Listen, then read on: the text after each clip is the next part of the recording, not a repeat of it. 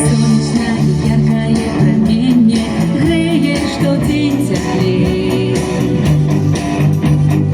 И дороги все шляхи знову ведут до дому. Смело разом трапим новый день, добрый лёс гушей.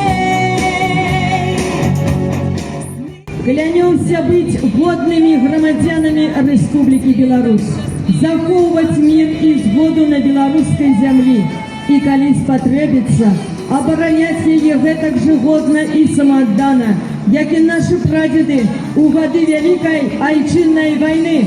Клянемся!